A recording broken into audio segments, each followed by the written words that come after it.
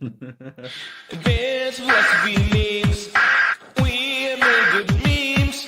Advanced philosophy memes. Base fucking memes. Advanced philosophy memes. We make good memes. Advanced philosophy memes. Base fucking memes.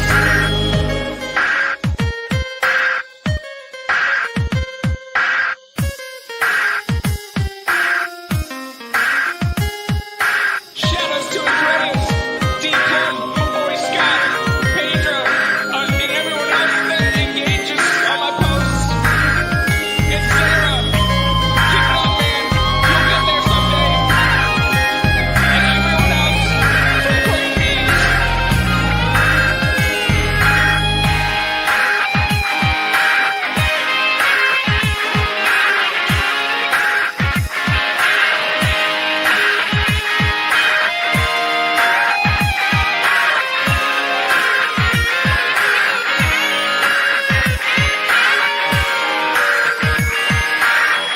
Philosophy memes. We make good memes. Advanced philosophy memes. Base fucking memes.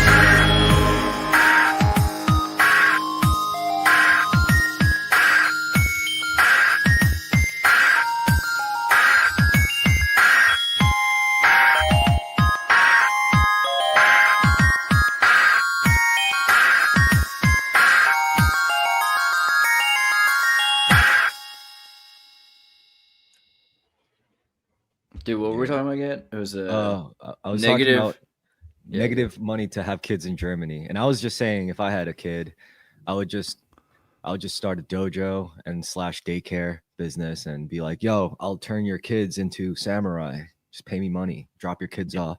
I'll never have to have a real job. It's like a warrior church, Do what like the you love. Jesuits. Yeah, you'll never work a day in your life, right? Yeah, my secret army of little children ninja assassins. Well, you could have like 12 kids and literally have your own clan. Oh, dude. 12 Start your kids. own clan. That's Dude. what we're missing. They took our clans away from us. We used to have clans. We used to have crests and everything. And now we're just like, oh, we're just random people with no connections to history. It's like, no, we were like we survived. We did things that like people can't even imagine now. Now we're Dude. just nothing matters. Didn't we So talk I about saw- that guy? Go ahead. Oh, just how I saw how someone was talking about how phone area codes are modern day like surnames, basically, because surnames are sort of like our how we can track our ancestry, like how we're connected to the past in that way, but like on an individual basis, our telephone number area code kind of does that for us. Yeah. Yeah, Like, well, Interesting, because like your social security surname. Yeah, and it Wow. also comes with like the pride of your city and like the place that you grew up and all that Well, stuff.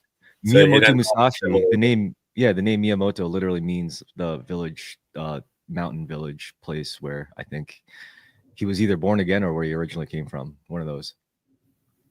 There's this dude. They made a Netflix show about him, Jonathan Jacob Meyer. Did we talk about that guy already? He had like 3,000 Yeah. children or more up on all these continents because he did. Just art. He gamed sperm banks basically, which is pretty brilliant. I think we basically talked started about a it little when- nation. Yeah. It's a great way to sow your seed, I guess. Like Well, I guess they made it pretty illegal, life right? affirming thing. They had legal But then you proceedings, and they still- said he can't ever do it again, or they're going to charge him $100,000 per kid. Oh no! Well, yeah. it could also mess up the gene pool because think about how many of his kids are siblings and don't know it, and then it's like, oh, I feel so connected to you. I've never felt this bond with anyone Sure. else in my life. You spread it out to many countries, I guess. You go to 500 countries. Yeah, but a few cousins later, it should be just like pretty much any culture, I feel like. But all right, Yeah. I mean, clans. like if it's not like if Hey, there cousin. isn't a whole bunch of incest in most countries' history, like Yeah. mess up the gene pool. It's like, okay, Shout- well, you might be your second cousin. You don't know. Like, did you ask? Like, Yeah. Shout out 212. Just kidding. I don't know. Just 514. kidding. No, I'm just saying like New York and speaking of inbreeding, but Frankfurt Five School. 1-4 is Montreal. Yeah, actually, that does track with the same issue. The Frankfurt School of Politics of Perversion was a kind of cool video I saw recently because we all think about this by accident. Why They Hate Beauty is the name of the video, or like the you can see the Christmas tree in the shape of a butt plug that they put in the middle of the park there. Yeah, right. And it's kind of interesting because you have to wonder like what happened to create this kind of I wanted to say before this brutalist, but I've been really researching that, and I don't think it's the correct terminology because brutalist is animalistic, and so this is actually ugly, anti-beautiful, anti-beautiful. That's wait, by brutalist you mean the architecture? Yeah, right. I want to say brutalist architecture, but it's not quite accurate because brutalism would be animalistic, and this is more anti-life. What does that mean, though? Animalistic. Well, like an animal, like animus, alive. Yeah, right? Yeah. But when people actually make brutalist architecture, like how does that manifest? Well, instinct. I think so. When we think of brutalist architecture, this is the sort of thing that we're talking about, and that's wrong to me. Right? This is anti-life. Okay. So what it should be, like if it was brutalist, it would be animalistic. It would be, and if animalistic, cottagecore. You get it immediately. Cottagecore. Can I even type that in and find it? Boom. That word helped a lot. So cottagecore would be like earthships living into the hill with like thatched roofs and how about like wicker house? Hobbit houses. A wicker cottage though to me seems accurate because instead of killing something you could wind. This is a terrible example, but the way things wicker work, we call it. I guess it's because of the brute force and like brutalist is an interesting word, but this is the duality that's coming up here is really reminiscent of Three Little Pigs. You know, you have to live in a pretty peaceful community in order to have everything made out of wicker. But with like lots of threats of violence, having brick houses to serve the metaphor seems to. Hobbits are brutalists, like building into a berm is. What are orcs? If orcs are not brutalist, what are they? You know? There's another thing I saw recently, which is like why are German cities ugly now? The bad design of German cities. Oh, that's just mean. No, but it's really accurate. It's not the whole country. Like obviously, you look at something like that, and it's kind of cool looking. And in Dresden, for instance, where I'm at, in Freital, where I'm at, it looks more like beautiful. You have these nice buildings, and it looks like this, right? But then after the war, let's go back to that picture where they show it so quickly. Is this it? It's old world. It's remnants of old world Tartaria. Yeah, historic. It's pretty chill. It's like a video game, and then so they go from that to there we go. Now this is this kind of anti-life thing that we see now. It's cold and gray, and there's this weird kind of like the grass is just sort of to absorb the amount of CO2. It's just weird. It's like not as bad as some of our cities actually. Like obviously it's clean. It's really cool that it's clean and everything, but it just feels it feels weirdly empty if you go to some of these like Frankfurt cities that are just sort of they just feel anti-life in this weird way. I don't know how to describe it, like the star kind of thing. Even efficiency is ugly. Is it? There's nothing aesthetic about efficiency. I agree that the way humans think of efficiency is ugly. Yes, that's a much better articulation of the thoughts I was having. Yeah. Well, it's depending on what you want to be efficient about. Like, are you trying to be efficient about saving time? Are you trying to be efficient about saving energy? Both, like, or are you efficient about beauty? Like, yeah, exactly. Well, like even look at this picture and you can tell how weird it is. Like, this is a viaduct. This isn't even the ground. The ground is an artificial construct as well. There's tunnels and everything else, and they've got this sort of a land bridge that everything is built on top of. it feels like it's a Minecraft game or something. And that's like New York City or anything else, but that's you could be anywhere and get lost in it. And so you only get a few hours of light in the day in the winter. So it's like it's always this kind of dark with the yellow. It feels like there's so many places. It's not even yellow anymore because we're transitioning from incandescent to like LED. So it's they're yellow.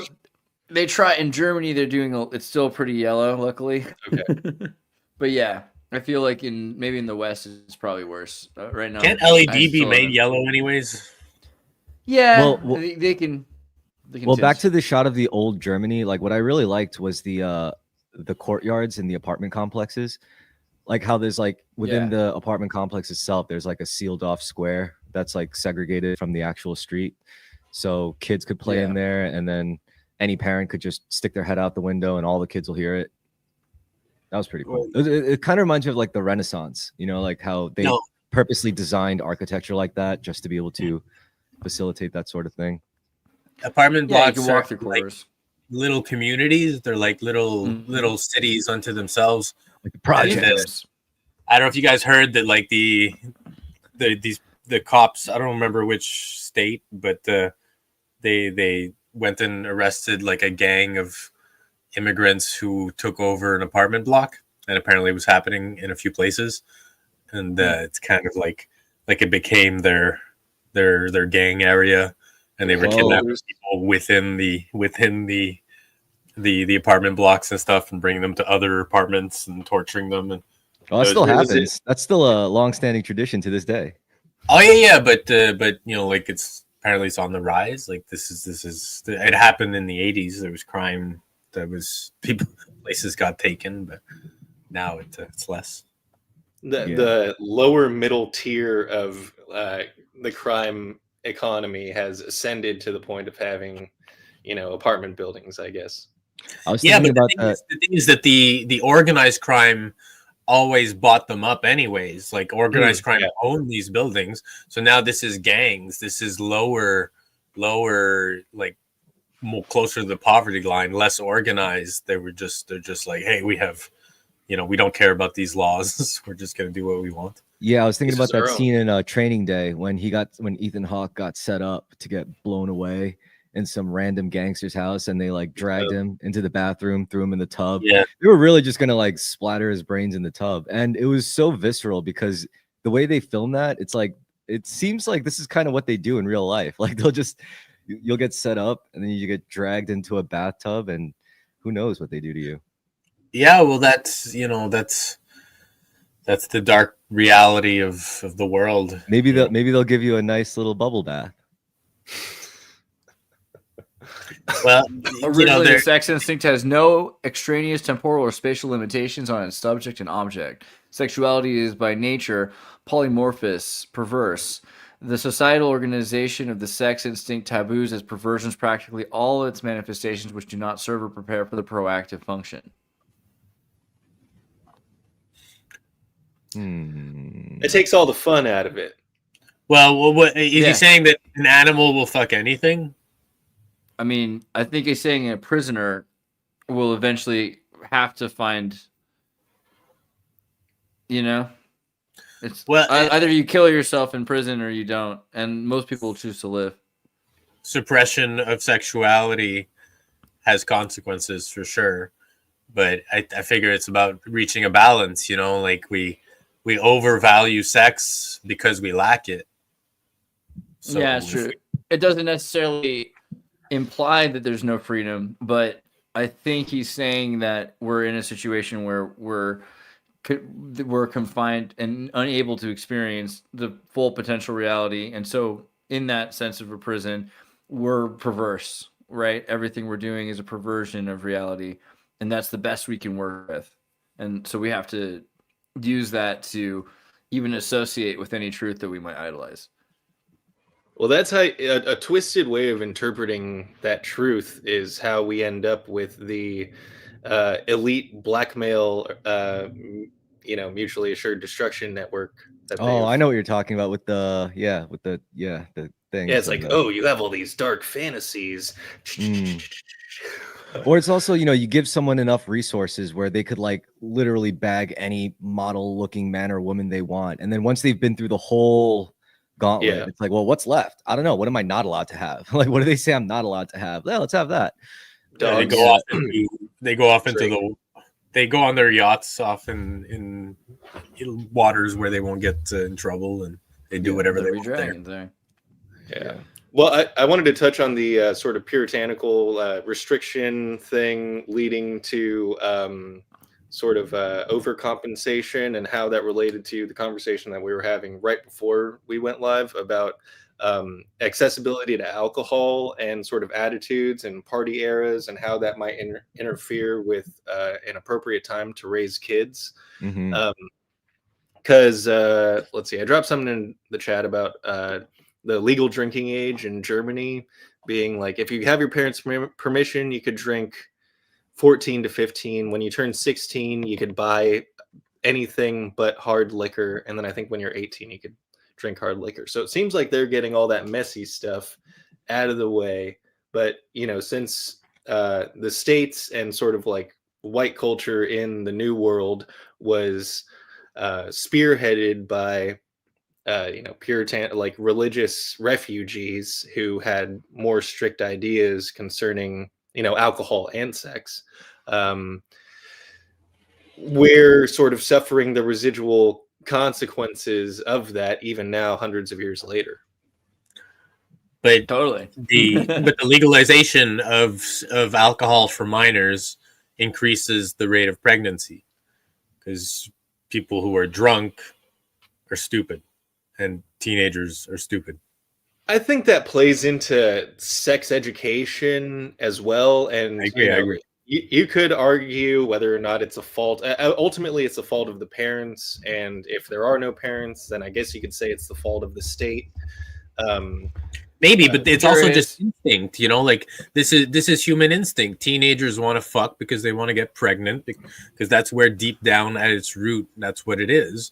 And most cultures for all of history had no problem with this, but I think that it's been going down, though. That's the thing. I agree. Like look at over a longer period of time, but the less we're in survival state, the more we're willing to postpone having children. Yeah, I thought it was the opposite. The more we're in survival state, the less likely we'd want to have kids. At least that's the sensible way to look at it, in my opinion. The thing is that the strategy becomes facing life through fodder. So you just throw babies at samsara and hope that one of them sticks and the others die, basically. Like, hey, let's have 15 kids. 7 of them will die. The rest will go to war. One of them will be a hero. You know, one of them will be a king. Could be.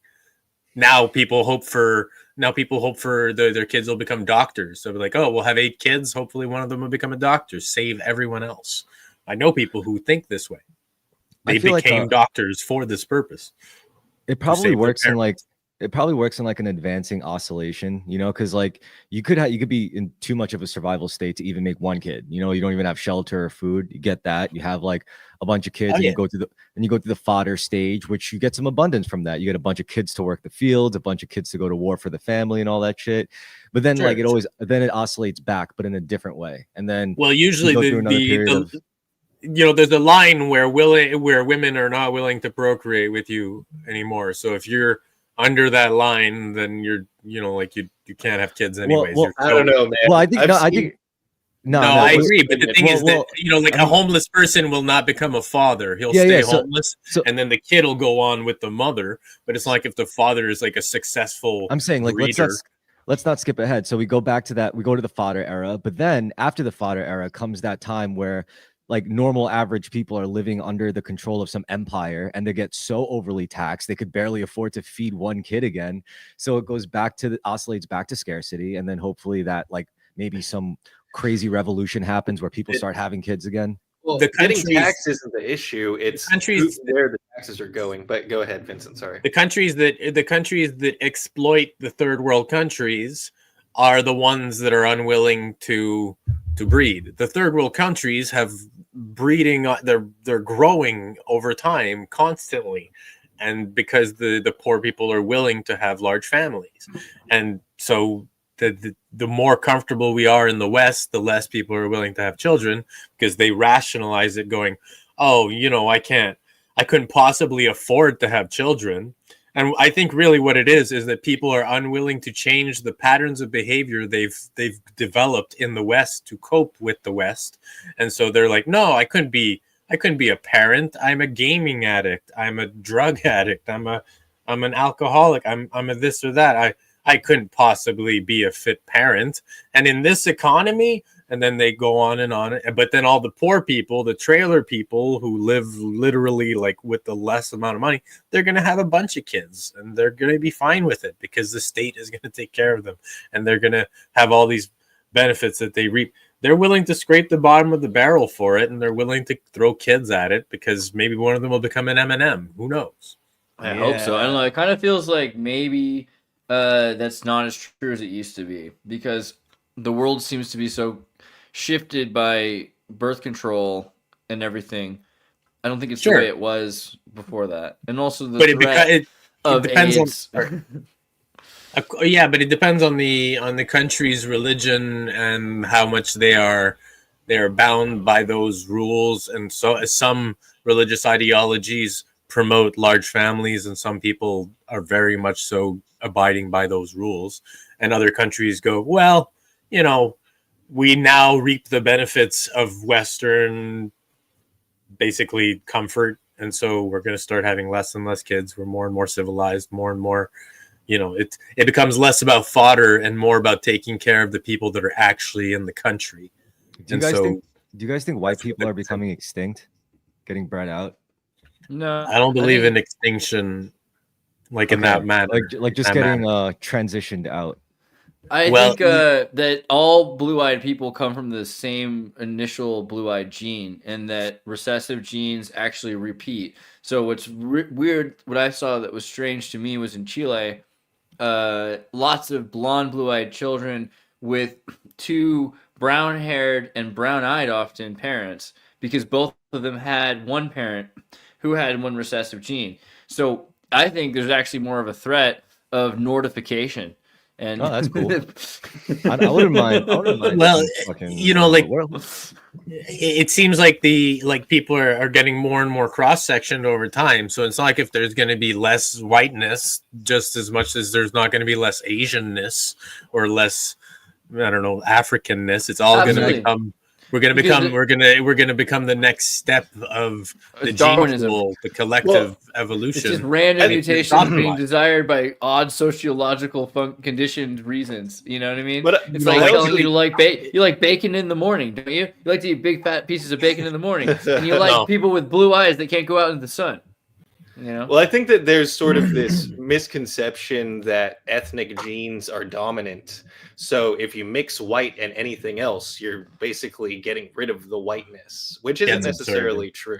I hear it a lot, though. A lot of the white gene could be stronger. People, a lot of people that are half not white, they're going to be like, oh, I'm black, or I'm Mexican, or I'm this or that. Could you imagine? Let's take a look at the most extreme examples. You get the darkest black person and the whitest white person, and they make kids. There's the odds are they're going to be mixed 50-50, but every now and again you'll even get a set of twins where one is hella dark and one is basically white passing. Could you imagine when trillionaires get the resources to terraform their own planets? The whole planet will just look like them, a whole planet full of people that look like Elon Musk. Kill people. Do you think they'll tell us? The term for that is killing people, because you can populate them exactly the same or nuance difference to the point that you can create either an entire nation, like we were talking about, or worse. How many votes could you put into a population? How would you control democracies at that point? Because you could if the rich people could literally print people to vote for you. Terraforming. That might be why they got rid of clans. Terraforming is just it's a fantasy. I mean, look, they can't even take care of this planet. The only reason that they bring that up is because these guys want to be able to go to this new place so they can make the laws there, and that's at the forefront of their little colony and the control that they want to have there. But the odds of them actually making it habitable is look at how well we're doing here now. Well, there's a conspiracy theory that the long-term play for Nazis is that they were trying to get off planet and get a colony started on Mars So, or the moon. There's other ones that say it's the moon. This is why that anime Naruto was pretty much about like fascist or Nazi idealism, you know, because they were all about like military might passed on through hereditary means, you know, like your specific genetic line had all these like crazy unique powers, and then there was also like a superior race that I think they colonized Earth from the moon, so like that's why you have all these humans who could do yeah. Could be there's some allegory. Basically, Naruto is just Nazi. There's a lot of kaiju too, so maybe. Hey, superior has a negative connotation to it. You know, advanced is an equally descriptive and accurate word. So yeah, well, military. You know, militarized cities, or I guess states. Like that's what Naruto is. It's a military state. They're all soldiers. They all serve the. Well, that's what I mean. In history, they're all weapons of mass destruction. Yeah, bureaucracy did a really good job at like disassembling military clans. You know, like people like big expansive families where they were just like a warrior clan. It's like, yeah, my dad was a lieutenant colonel, my uncle was a major. Sure, but they just dissolved into, they lost their titles, but they kept their bloodlines. You know, like they became corporate shogunates instead. So they're just warlords. Well, I mean, yeah, that's exactly what it reminds me of, like the samurai shit too. You know, that's kind of how they worked.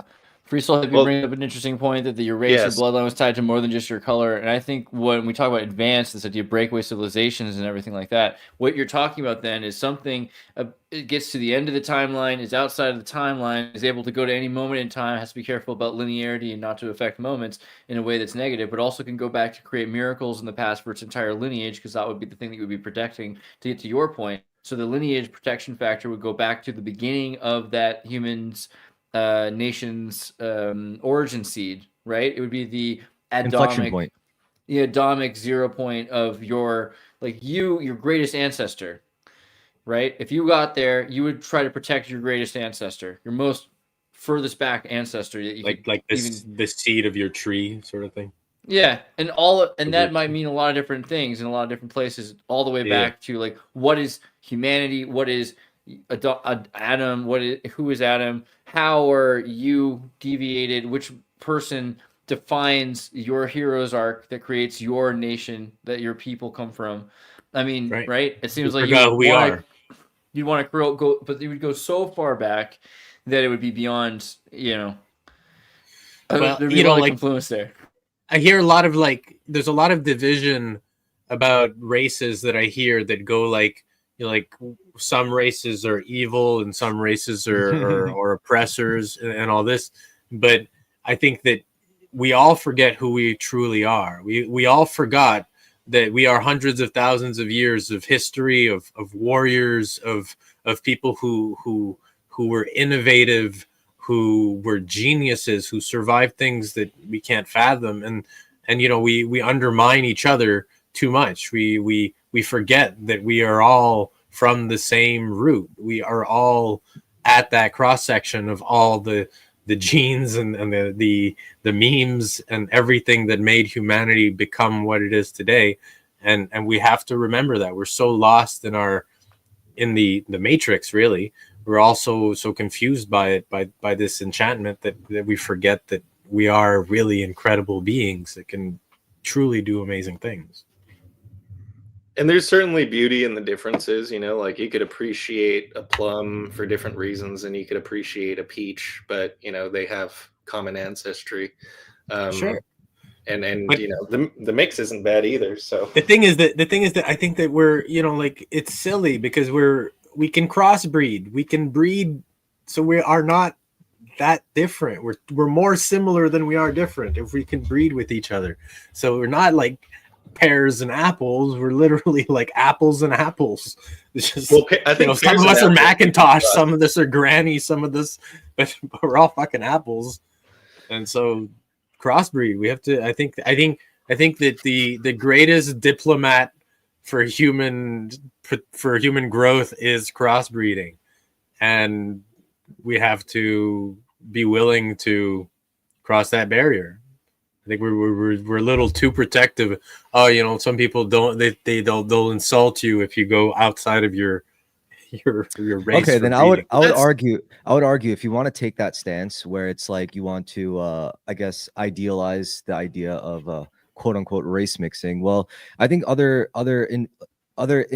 It's not idealizing. I'm not trying to idealize. I mean, not idealize it, but like certain things would have to go away. Like, look, I am not a polygamist or a polyamorous by any means, but I think like, you know, if you get rid of that, then something like globalism wouldn't be as destructive to cultures. You know, why not? Like, why can't you? Okay, so I have one partner that I have an Asian kid with, and another partner that I'll have all sorts of, you know, mixed race kid or mixed race kid with, like.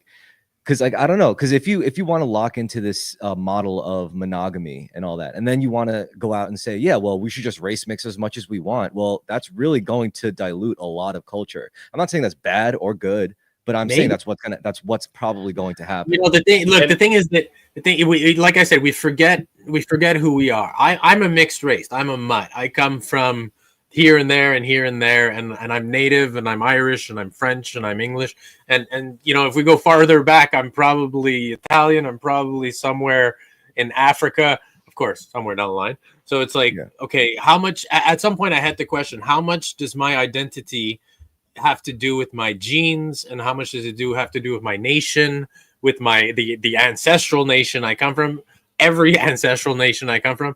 Is that really what defines me as a person, or is the true me deeper than that? Just like it's deeper than that for you too, you know, like if I look at you, I see someone who's a person, and I would say it's a part of you. The question is, how much do you value it? Like, are you willing to let it go? Because you are allowed to let it go. Like, I'm allowed to completely reject traditional norms and Korean culture and just live my life completely as an American. But do I want to do that? Or is there aspects of Korean culture that I really appreciate and that I wouldn't have if it wasn't for like preserving a certain amount of time of a certain like funnel of like genetic manifestation, you know? I guess my question is like, you know, like let's say we make it back to Eden. Let's say we make it back to a paradise life on Earth. Like, how much of all the shit that we had over the thousands of centuries, thousands of centuries, like how much of that will we carry with us into that utopia, into that paradise, can we even cross that gate if we hold on to those things, you know? Like, is my bloodline more important than the fact that we are actually all one bloodline? We're all the blood pool, you know. Like we're all the same mainstream. I'm just a river of the blood. Well, the thing is, like when I think about what unifies us, I don't really think in terms of physicality anymore. It's not really about blood or species now. It's just the soul aspect. You know, it's like everyone's the same soul. That's what I'm saying. Yeah, everyone's the same soul living out, you know, whatever. But it's like if that's true, then who cares if we decide to preserve some stuff? You know, like maybe it's just. I agree. Yeah, but let's dig under the surface. You know, don't forget. But it's okay to mingle. You know, like that's the basis of this. Like, I mean, this guy's video. I don't just date Asians, so it's like. This guy's video. You don't descend from all your ancestors. I think we talked about it at some point, but I think it's a really interesting video because it shows how you can't actually have all of your ancestors' DNA because at a certain point, the mixing of other people eventually it's lost. I think within like 15 generations or something. Right, something like that. But you know, there's still some root somewhere. Like we lose the junk DNA.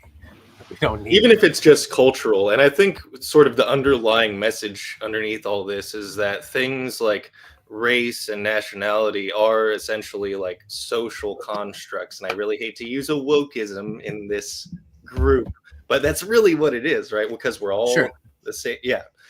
So let's and you said, Vincent, that you know, sort of transcending the you say social hallucination. Yeah, that's equally valid. And sort of being able to mentally transcend the barriers created by sort of like the history that has sort of like allowed that whole, you know, the idea of race to like still be such a huge thing. You could, dare I say, apply it to other things, maybe like gender expression possibly, and sort of the fact that there are some people who maybe identify as like another gender are trying to sort of transcend another mental barrier, sort of imposed on them by society? You know, some boundaries are set and they're more important than others, but it's not to say that, you know, like I think personally the gender expression, everyone should have whatever gender expression they want, because their gender expression is whatever the fuck they want to do. Anyone who does anything is expressing, I mean, they're expressing themselves. I don't even want to qualify it as gender, you know, but like if someone with a penis does something, then that's what someone with a penis does. That's it. You know, it's the expression of themselves. So if they want to put on a dress, go for it. It's fine. People have worn dresses for thousands of years. People wore kilts, people wore robes, all this stuff. Doesn't matter. We put on makeup. Go for it. I don't care. But when it comes to the language, there is some, like, I think language should evolve. We need to change the language around gender and the way that we say position gender as a way to control people, to control how people should behave, as opposed to just being like, oh, an observation of how they are behaving. Like, oh, here's how that guy does this thing. Okay, yeah. Like, it might not have to do with the fact that he's a guy, but it's a guy doing it. So, because the real issue is the limitations of language, not what people are doing, unless, of course, I agree, 1,000%. Yeah. So, but the thing is that when someone identifies as something and they frame it within the structure of language that was already existing, what they're doing is they're asking everyone else to drop their categorization systems for them. And they're not proposing it as, hey, this alternative might be superior. They're going, this alternative is true, and if you don't abide by it, then you are XYZ, and I don't like you and you're bad. Well, yeah, but everyone's sort of accustomed. Sorry, go ahead. No, Chris. you're saying, you go ahead. Go ahead. I was saying that, like, okay, most people will use a can opener a certain way. They'll have the circular blade on the outside of the top rim. No, wait, no. That's like the new way. The circular blade on the top of the inside of the circular rim, and they'll spin it that way, and they'll cut out the inside of the top. That's how most people will do it. And then someone will come along and be like, hey, you know, you can put the blade on the outside and just take the whole top off the can and use the can opener that way. Like, you can do both things. Both things will open the can. Just because people have been used to using this certain tool one particular way doesn't invalidate them using language to describe themselves in another way, you know? Yeah, but the sure. But the thing is that if the validation of their language requires everyone else to do it, then okay. I guess no one that's else the has issue. to. Yeah. Okay, but You know, that's like, the problem. anyway, look, if someone wants to call themselves a woman, go for it. If someone wants to call themselves a wizard, go for it. If they want to call themselves a rabbit or a frog, anything, it doesn't matter to me. What matters is it coherent in the way that other people socialize with them?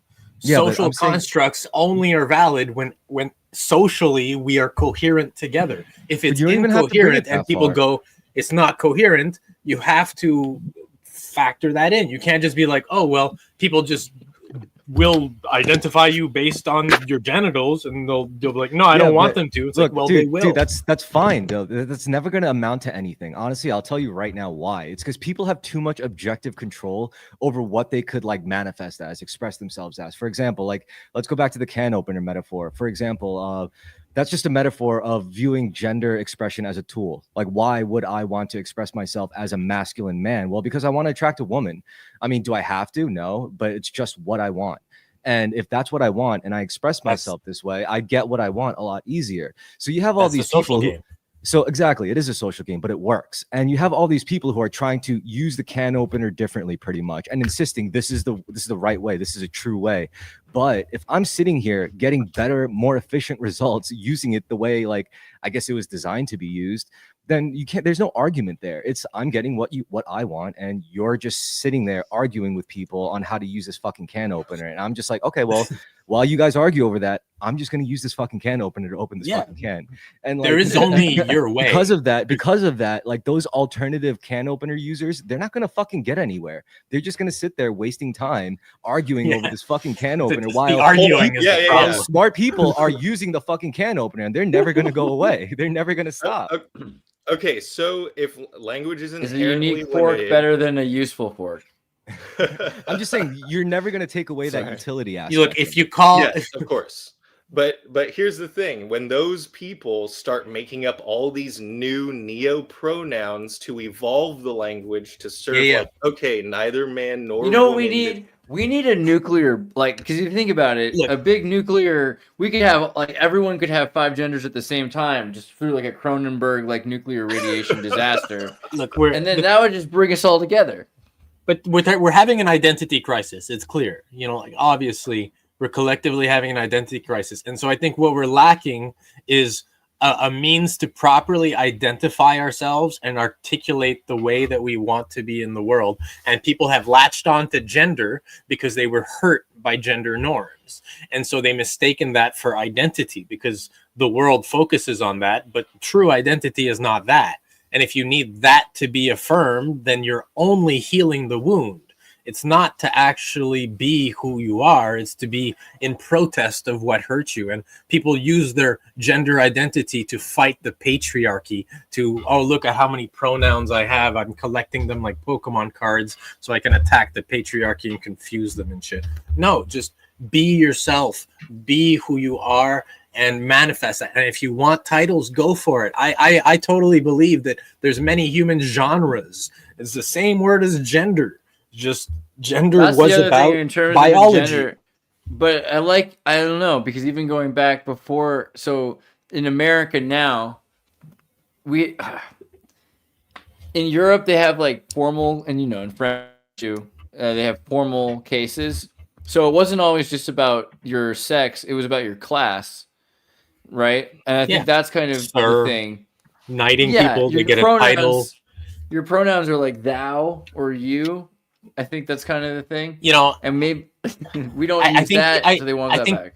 Kids are very, very hungry for meaning, and the meaning that was produced by our civilization is seriously lacking.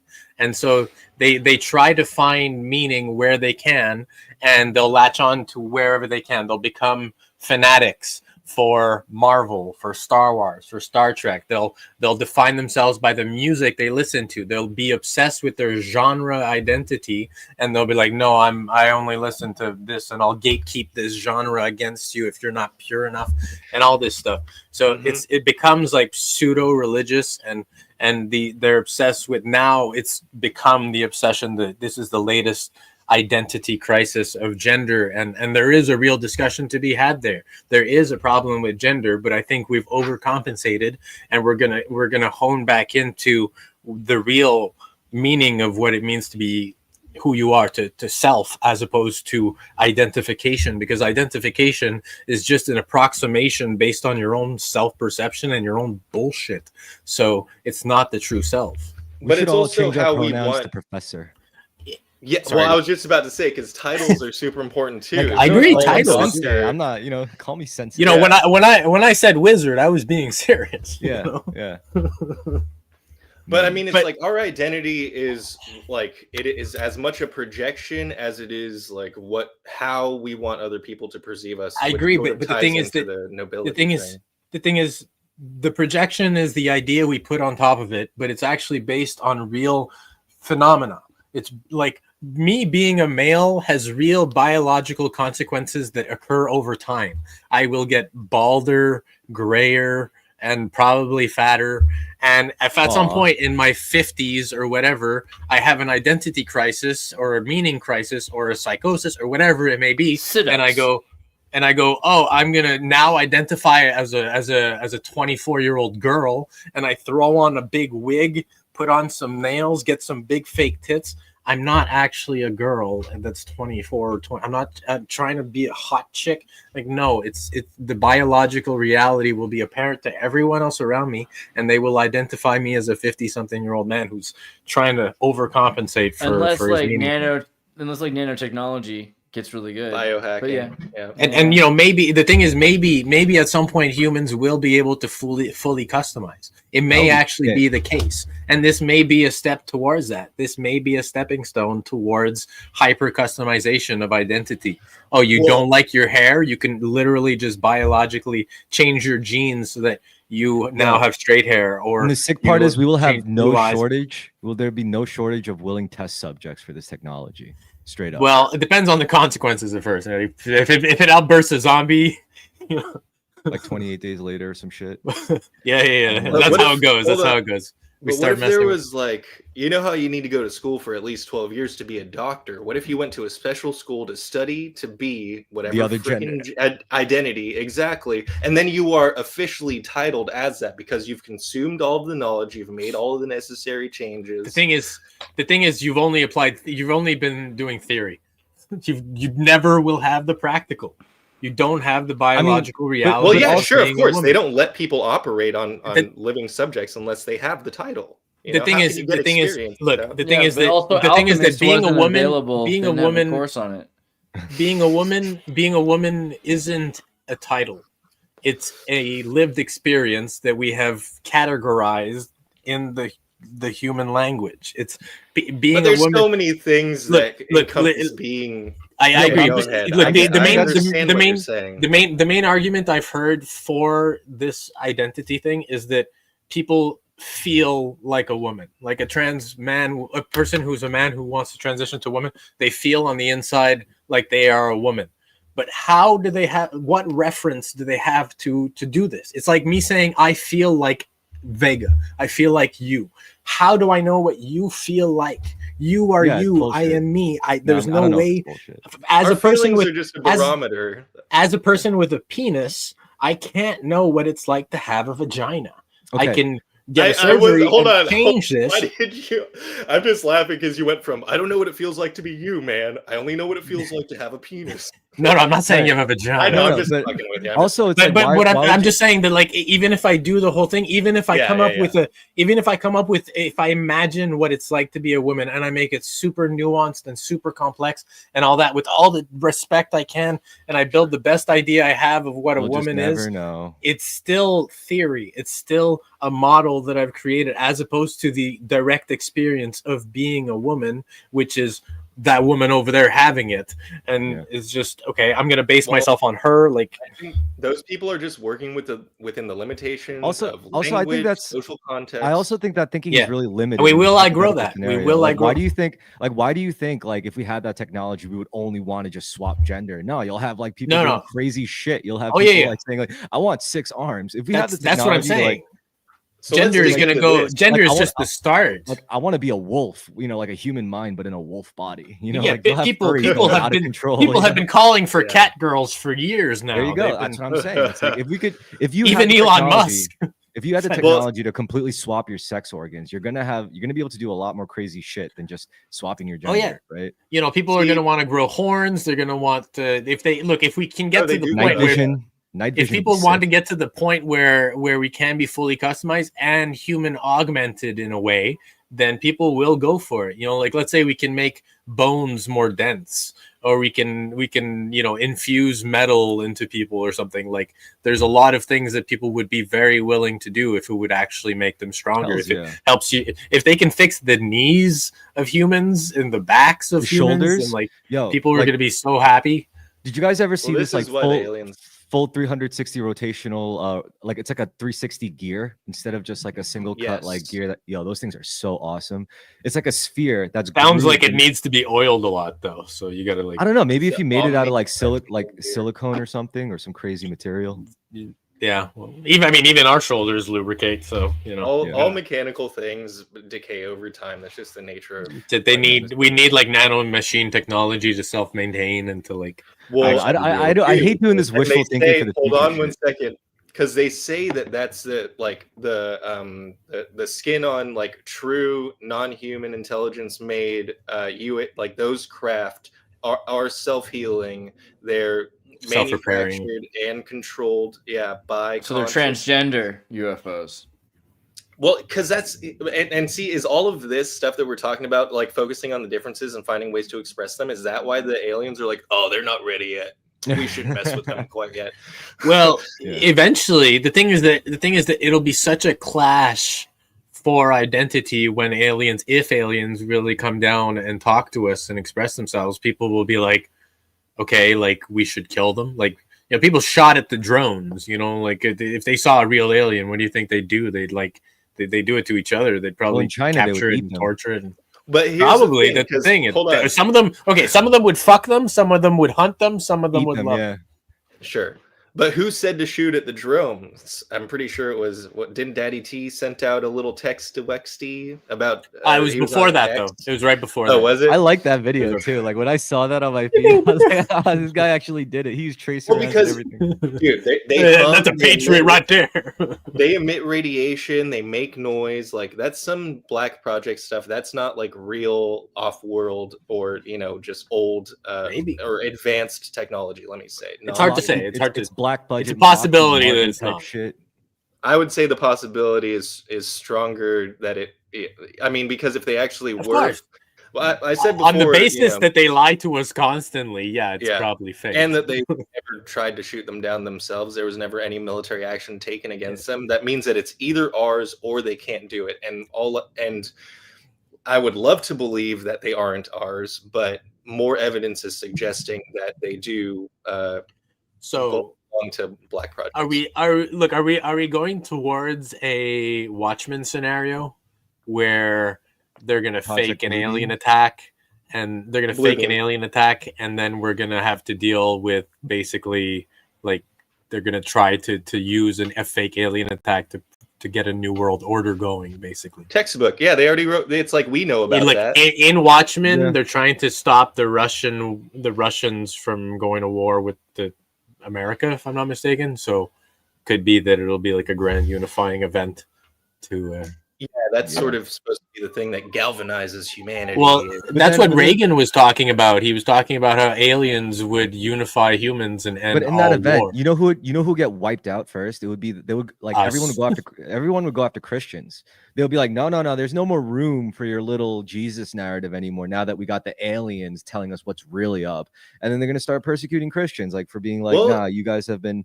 controlling for far too long. Until the aliens say that Jesus was an alien, You just bring in Enoch. You're just like, yo, bro, remember Enoch? And they were like, oh, my boy, Enoch. I remember we brought him up that one time.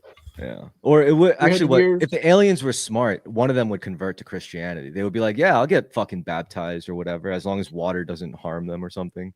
I would go to the first baptism of an alien. That would be fucking sick. I would really go see that. That's the question, because it's like, to me, there's either like one thing that we're all kind of going back to that pre-Adamic person, or we're talking also about the Dark Forest, that there's this alien thing that's outside of us that we have to interact with that might be, it seems to me once you get to Dark Forest alien theory, you're talking about Predator. Immediately becomes Predator in my mind. Guess what TV show came out in 1984? What? V for Vendetta. It hit the link. I sent it in the private chat. Oh, the TV show. And I love. I'm not talking about like aliens as far as just like one particular thing. No, I mean TV show V series. Yeah. I really hope the aliens are something stupid like, oh, we're just made of pure energy. We're just conscious energy, and we exist in quadrants. There's a level of that for sure. There's probably different levels of aliens. Like there's physical aliens, and there's probably metaphysical. I mean, Titan I never saw this. What's this show? Really? You've never seen V? V is a show about alien covert. Well, aliens come down, and then they pretend to be friendly, and eventually they start slowly assimilating and slowly taking over the planet. Classic. No, this is David Icky Pilled. There's a few. They remade this in like 2008 or something. Yeah, Marvel told us. Literally, it's like reptilian alien story. Secret. I think it. I'm gonna have to watch this. That looks great. 1984, baby. She's got that big 80s hair. The Ultimate Avengers comic had a story. I think the second omnibus. They did everything. They did Secret Invasion. Well, they had a few of them, but yeah, they had the one straight up where it was Nazis, World War II, Steve Rogers fighting reptilian shape-shifting Nazis, and then they try to take over the world later. Yeah. And, I wouldn't be too mad if I found out my wife was actually one of the reptilians. It's like, we're just refugees, honey. We're not trying to invade. Depends on which alien type. Yeah. Is it one of them titty reptilians? If you married They her, could then- shapeshift, then they could be whatever you That's your want. fault. Okay, but does she produce milk? Alien The milk. Yeah. reptilians produce milk. Yeah, they could produce all sorts of milk. Like they could shapeshift their breast to be like a cow's tit and give you cow milk. Oh, so they're the true transitioners. Yeah. Oh, that reminded me I of. want to harp on that point for Andrew again, though, because you did say that. Oh, Baby sorry. My lag was bad. Go ahead, Andrew. It reminded me of The Last Jedi, where because he milks that sea cow thing and refills his. Because they drink milk in A New Hope, and it's like, Yeah. where We did need that some come milk. from? Blue milk. Yeah. Yeah. But you were talking about if the aliens were testing us to see if we were ready for like singularity. But I like the idea that it's us in the future breakaway civilization testing us or trying to help us be ready for singularity. The idea that anyone could just instantly transition to anything and what does that mean about your identity is probably like an ultimate test. But do you think it's important? Why is it so important to latch on? Because it seems like you need to, if you're being a self, fulfill that self to the ultimate potential that it can be. And this Well, is, one- I don't one- know. This is Well, one back thing to you what could do Steph is- was saying, about You could view your physical body, that temporal, because that's not who you are, right? If you could transition your every aspect of your physical being in that kind of reality, well, then you're something more metaphysical than that. And I think if a good way to like not get lost into just latching onto it is you don't view it as your property. You view it as like a gift, like something that you were just gifted for a little while, like a rental, like the physical form that you're able to do with as you ultimately please. That's not something like, it's yours. It's something that you just have to hold on to and protect for like as much as you can, and hoard it. It's something that I think you just kind of appreciate while you got it. It's like God's like, here, take the keys to this one. It's pretty sturdy enough, We're the It'll go custodians eventually, of but- our earthly vessels. Yeah. And it's the test is like, will we continue to abuse our personal little vessel and also like this huge, like our community vessel? Yeah, we still have work here to do, right? Yeah. Yeah. I'll be right back. I just got to get coffee. Go for it.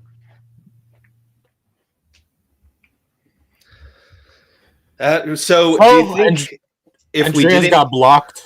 I want to ask him on Facebook. What happened. oh What my did you do? god, I don't know. I'm still trying to figure that out. It's super weird. I mean, obviously, it confuses me. They didn't post anything bad, and first they removed the group, then we have been doing pretty well in Psychememe. I think that one's been this place is back. It's pumping. All right, we're great. This is good. All kinds of good stuff is happening there. Brilliant. But Futura, I think it's in the Tartaria Futura group, probably. Because this one just seems like you can just tell it's going to go. It looks like the kind of place that might Pedro. This is like basically it's like the red pill, blue pill of this. And if you take both pills, you have a good time. That was what I was hoping for. And Take the purple pill. yeah, Red and I pill, blue think pill. that maybe that, I don't know if Facebook likes that. I feel like Facebook just hates me. I don't think Google likes me either. What did they say? It's because it's because it's working what you're doing. That's why they hate you. So Yeah, they said posting something about violating community standards. my theory was that you made a sex tape with Nick Fuentes and Destiny, but that was what happen. it was. No, Yeah. actually, what I think it was this video I made of a scene from 1917. I wonder if I could I can't show it here, but I could show that it exists. Hold on, where is it at? I probably should. That's the last thing I should do is show the video that got me in trouble. But whatever, So when in trouble, Rome. When in Rome, double down. Down you must double. Who is I don't the know. So trouble, dude? in for a pound, So in for a there- penny, in for a pound.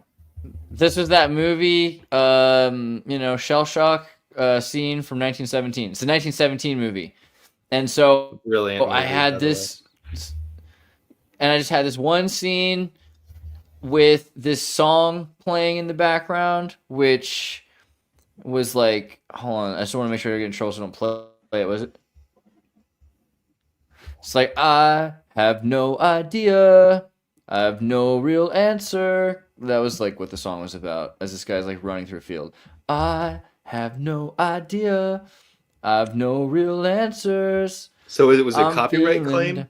Yeah, it was a copyright claim. I think that's what it was. And I sent it like in a messenger chat, probably in Survivor. Yeah. But you wouldn't get that on Facebook. Like you wouldn't get banned for that. No, I mean like that's what it said. I'm not banned, but I'm like I violated community standards, so I can't use the post platform. In groups. Yeah. I can't post in anything. How long is the ban for? These people are tyrants. It's a few more days. Could you imagine if there was like a separate section of Facebook for all the people who are like in Facebook jail, and then you could only talk to each other? Yeah, and then it's like one guy's like, "Man, when I get out of here, I'm gonna get up on my main page and I'm gonna say the N-word as loud as I can. What are you gonna do when you get out of here, man?" He's like, "I don't know. I mean, I think my shit posting days are done. I'm just gonna get me a woman, ride off into the sunset." I look forward to the day that these words lose their power. The N-word. The N-word is still the most destructive right here. word. We removed your video, and then I got these messages, and then that's actually all that happened. Really, you know. We removed your video. Your video couldn't be uploaded. Double. I mean, how dare you show a movie? Yeah, it's crazy. Not even the whole movie. It was just a lot of the stuff you've seen. You know, if you posted some of the stuff that's in books in some elementary schools, you would get blocked on Facebook or banned on Facebook. So. If you posted some Tom and Jerry episodes. So I don't know. Well, I mean, it is like a privately held company. Yeah, no, I agree. But those privately owned companies do election interference by just blocking people and talking shit about politicians and allowing some shit. And but they serve the board and they serve the advertisers. And well, I think they all have CIA ties. Well, yeah, that too, of course. I was just saying the stuff that's above I think board. They serve someone, that's for sure. Speaking of which, did you guys want to talk about Radfem Hitler and her, or like the influence of the female school shooter girl or whatever, Madison, whatever? Was that something that you had? Dude, I'm willing to talk about Andreas. I'm willing to talk about Radfem anything. Okay. I thought it was 24/7. It was pretty telling how initial reports were right wingers saying, this is what trans people do. He wanted so badly to be a girl, and it's like they clocked her, and it turns out she's a biological female Nazi. Whoa, my goodness. Who would have ever guessed that? Happens. You know, there's always going to be that reaction, right? Like the right wants ammunition for their side, the left wants ammunition for their side, so they're always going like but sometimes look at what happened with foot, you know.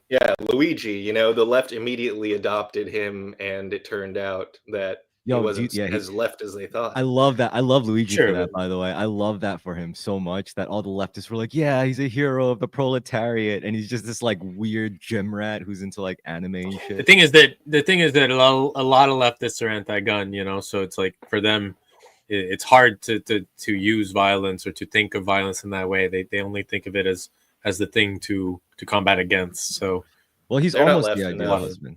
They're not left enough.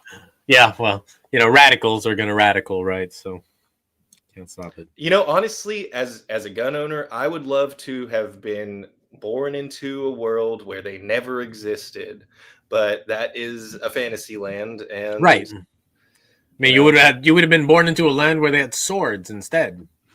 Like whatever. Like you know, you take away guns, it's not like if weapons are going to go away. We've had weapons for all of history, so people you take away swords. You take away swords, people are going to use knives. You take away knives, people are going to use cars. If you take away cars, people are going to use rocks. They're literally just going to start chucking rocks at each other. Well, I think so you should be grateful.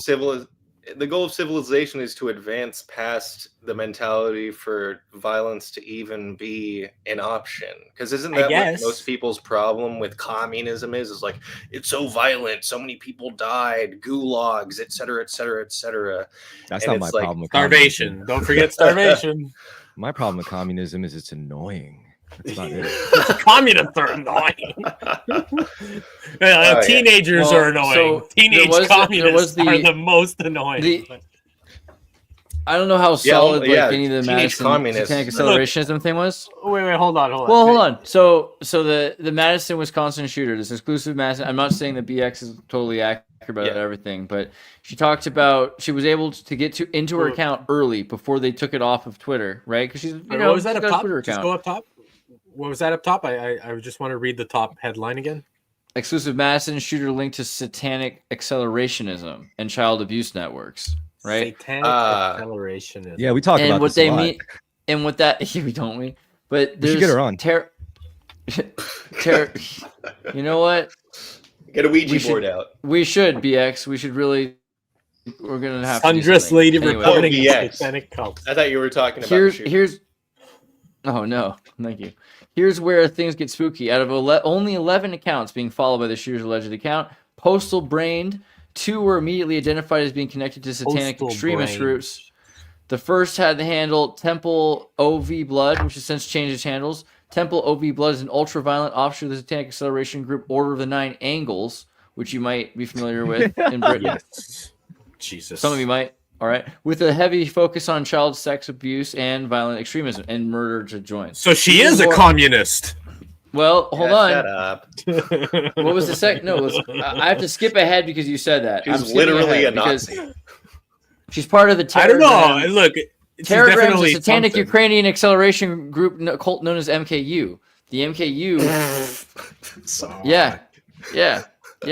What do you think that's Ultra. about? Okay. Yeah. Look. This screams of like brainwashing, like MK Ultra cult-like brainwashing. This person seems like they're completely engulfed in sort of this programming that put them in that direction. Postal Brain, to me, just right there, I'm like, what the fuck am I reading, you know? Yeah. Well, I mean, you can see exactly how, once you go talk about postal. Ukraine, that a lot of the money for the, like, since 2014, and this we've been talking about with... You know, I wonder how many sleeper agents there are out there. American... And especially on X, because it used to be Twitter. So it's going to be crazy to think about how many like bot accounts have created. Oh yeah, that. But you know, like the movie American Ultra. Yeah.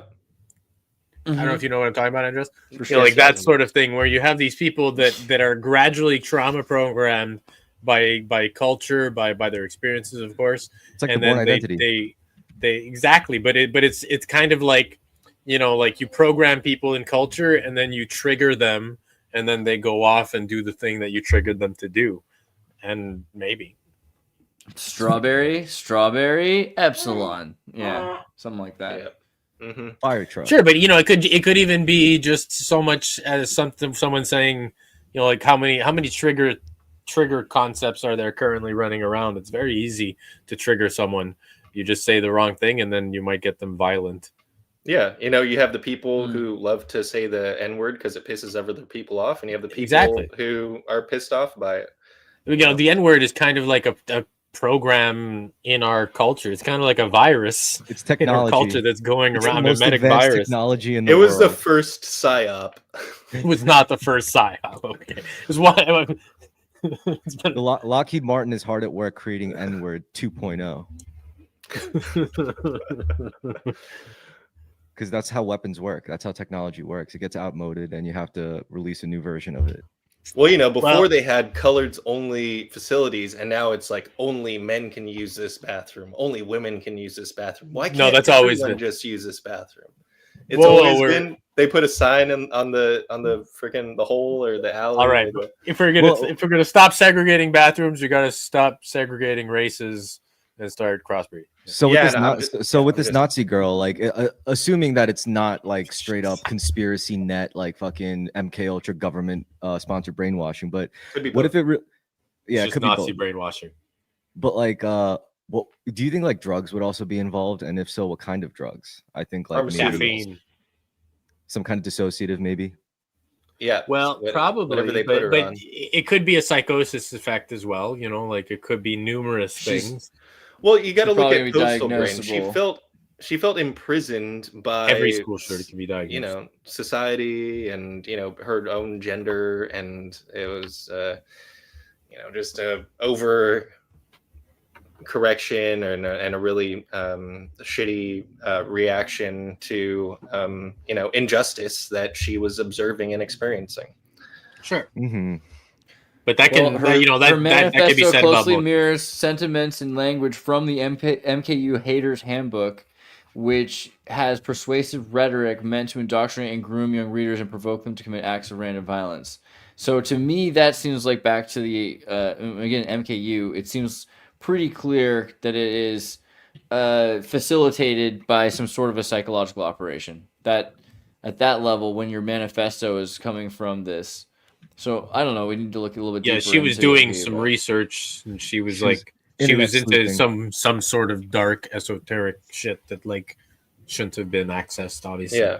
Well, and if the brain is a transducer, and they know that you're accessing certain stuff, they just tune HARP or the South. I mean, she's wearing the same shirt as the shooter of Columbine in that picture. Yeah. What an edgy kid. Chic. Yeah, I think I have a taste for some edgy shirts. Like I think it was in that movie She's All That. The guy had a shirt that said "Just kill all artists," and I was like, "That's a pretty cool shirt." A little edgy for my taste. One of my favorite T-shirts was. Problem is, idiots and psychos will take it seriously. Yeah, it's like like that. You remember the shirts that used to say "Smoke meth and hail Satan." I don't know if you've ever seen those. Yeah, I've seen a lot of people seen a lot of people wear them in metal shows and stuff. And the thing is, it's a joke, ha ha ha. And then there are a lot of people who actually smoke meth and hail Satan. So it's like my favorite shirt is some of them do it ironically, and they're like, and then the ones that don't do it ironically, are just doing it seriously. This one guy wore this shirt that said in Jamaican letters, "I'm not racist anymore," and I don't know. I died when I saw that, on the spot, because I never seen something like that. I was like the Cool Runnings font. Yeah, and it was this Amazing. White guy with a beard and glasses wearing it. I was like, holy shit. Good for him. It's fucking funny. While we're talking about favorite shirts, my favorite shirt was it was Britney Spears's freshly shaved head, her looking all angry at the paparazzi, superimposed on Derek Vineyard's body right after he curb stomped that guy in American History X. Yeah. I like those. We probably couldn't show that picture on here, but it was a great shirt. Do you remember those shirts with Trump as this warrior with an Uzi in one hand and a hot ass bitch, and he's standing in front of a flaming tank with a screaming eagle on top? The God Emperor meme of Trump is pretty hilarious. When you see those shirts in Walmart, you're like, how the fuck did this end up in here, dude? Walmart's got some pretty fire fashion these days. Yeah. It's not like that woke Target crap. Or that Temu bullshit. Right? Fuck Temu. What? Temu's the worst. Honestly, anything that advertises to me multiple times, I stop losing interest right away. After the third time I get an ad for something in an hour, I'm like, fuck off. Never buy it. The genius behind Temu is that they gamified shopping. They got their little MK Ultra jingle in there. Shop like a billionaire. It triggers people. It goes, oh yeah, I want to be like a billionaire. I'm an idiot. It's like selling smart water to idiots. So yeah, I'm so smart. No, but there's literally these little puzzle games in Temu where you could earn points and use that to buy stuff or get a discount on things. It's pretty. Okay. They're hacking dopamine. They're stealing your time. They're taking all your information and your money. Playing out all ends. Well, but at least streaming services are putting games in their things and stuff now. On Netflix, you can play video games. It's weird. Yeah, but I argue that game streaming services have always existed. But it's just a movie streaming service that's finally starting to stream games. Oh yeah, it's been a while. Yeah, Steam has been around for a while. Did you guys also, you brought up Luigi for a second, but what did you think, Andrew, about the Luigi worship? It's really he became an instant icon. It's really easy to sympathize with someone who takes action that I'm sure a lot of people have fantasized about. you know, and most people just sort of like play it off as fantasy, you know. But if if there was a video game where you hunted down CEOs, I'm sure it would be a hit before this ever happened. There is a game where before this ever happened. I think that he Is it also really? has he has a branding perk to him because his name is Luigi, and that right there makes people resonate because it's such a childhood thing for them to have Mario and Luigi. It literally, and it's better like, than people, Luigi than Mario. People bought hundreds of thousands of Luigi caps after the killing because they were like, I'm supporting Luigi. But ultimately, you know, they're just using the Mario and Luigi symbol to represent the killer. Or sorry, the hero. You know, he's a guillotine, one man guillotine. That's the thing, you know, like it's weird to me because it's obvious why people are happy about it. It's very obvious. Like, people cheer when you slay a dragon. Like, my question is, how come it wasn't? Hey, that dragon had money. How come it wasn't a leftist that did it? Why was it this fucking like weirdo all over the board kind of politically type dude?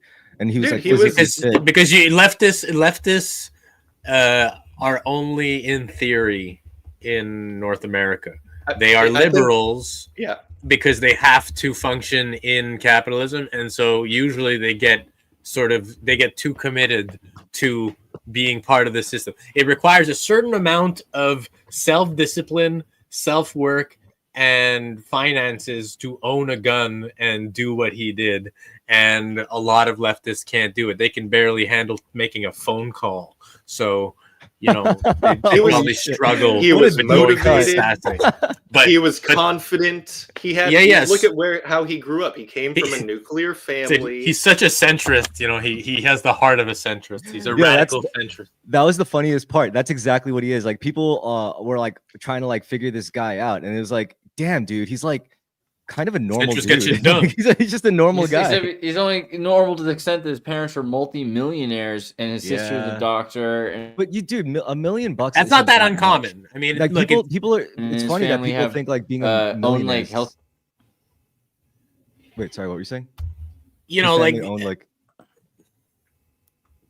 Well, it's cool to do if you're a millionaire. I'm just saying that. It's easy. He had the resources for it. It makes him not these like a lot of the maybe the champagne communists can relate with him, which is a lot of I think there's a lot more of them than there are elite. But I don't see the average person being able to relate to him. Not the thing is, right? He went to good colleges, went to good schools all his life. The thing is that most radical leftists can't be inconspicuous. They couldn't walk around and not be noticed.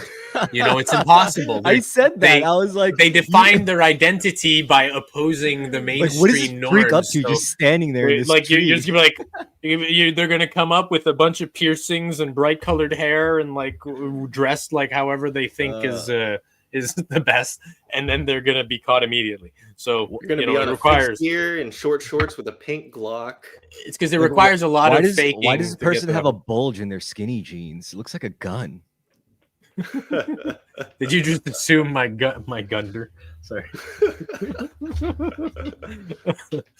But you know, like, look, but I mean, it's pretty clear. Like, people are tired of the injustice that corporations do, that CEOs do, and it's fine to be like, oh, like the left is stupid and radical and whatever, but the truth is they have some points that there are problems with CEOs, there are problems with corporations, and you know, defending them endlessly is ridiculous. If you have a healthcare provider or health insurance provider that refuses 30% of cases, then people are going to have their lives ruined by that. If you ruin people's lives, people take action.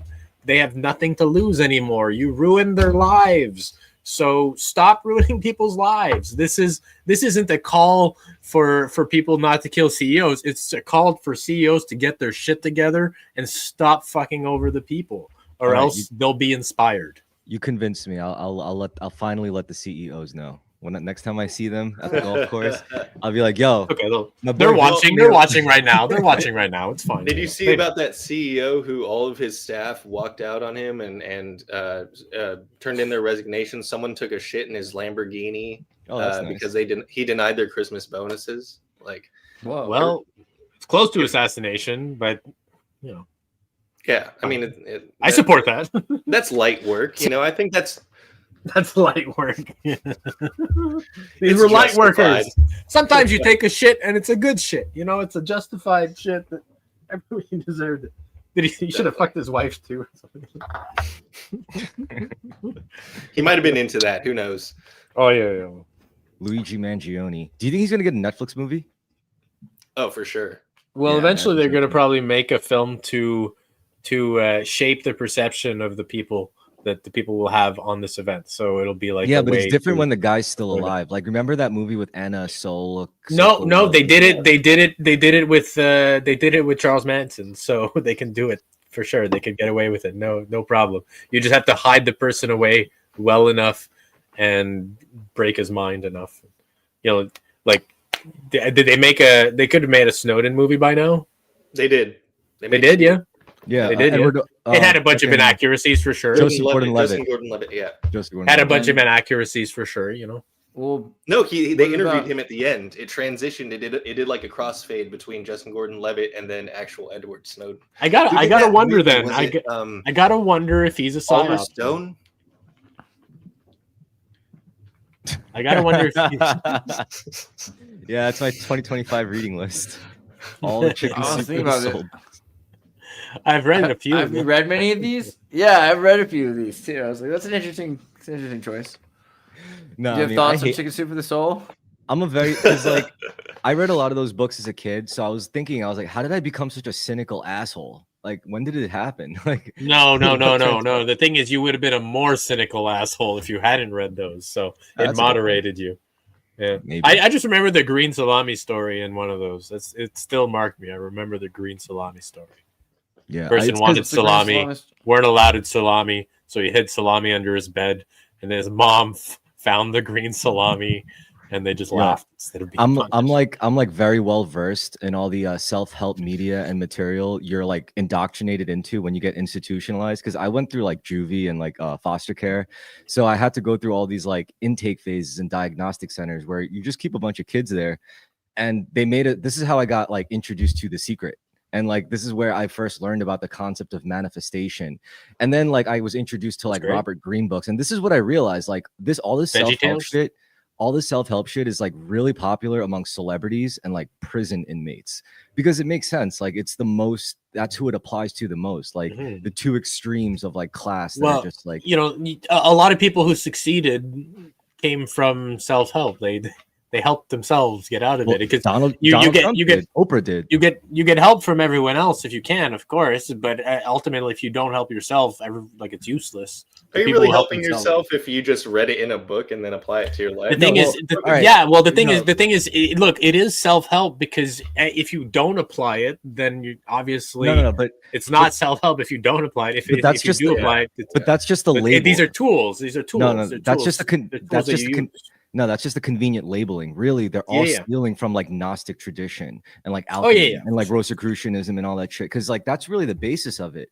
If you're going to quote unquote self-help and quote unquote manifest your reality, you're basically learning how to like alter your frequency. You're learning about like fundamentals of rhythm within like Yeah, the yeah. fabric of reality and all that shit. Yeah, And it was just- it's self-help just- is a brand, right? Yeah, and it's just curious, you know, like I wonder who thought of that, like to start injecting and like drip feeding that into institutionalized like demographics and population. Probably some Freemason somewhere. They should Yeah. rebrand it to spirituality DIY. That is what it is. That's That's a mouthful. exactly. The thing is that it's secular too, though. Like there's a secular self-help like thing that we'll put it- people go to instead of, like, it's not a, because before it was entwined with spirituality. God, yeah, And, and so now people go like there's self-help with God, but then there's a whole lot of self-help without all God right, too. yeah, you're right. But then let's think of the more extreme examples. What's more extreme than being institutionalized? Like, I don't know. How about being a crippling alcoholic? So they use the same things, except they have to take it to its natural conclusion because there's no other way. They have to introduce the divine aspect and the spirituality. That's why a lot of people think it's culty, you know, because it is Maybe. very intertwined with that The stuff. thing, And- the thing is, look, I think that it's possible to break free from alcoholism without this God concept. I mean, the way that they frame it within AAA, but you have to do it perhaps through psychedelics or something that will dissolve the boundaries that you've created. Like, I think that the reason that AA uses this so well and it works so well for people is that it fills the void of meaning that would be left there otherwise if they tried to stop on their own.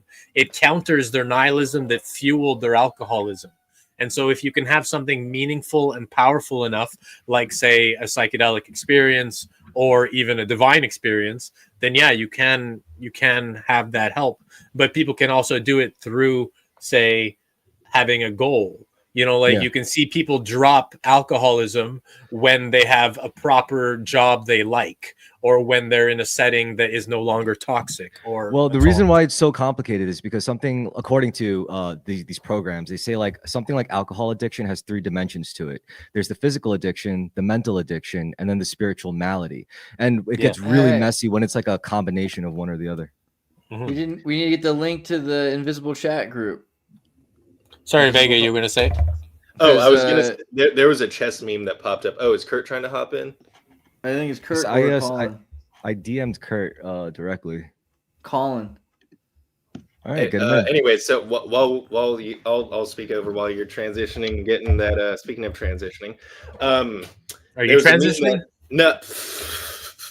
2 moms. It's okay.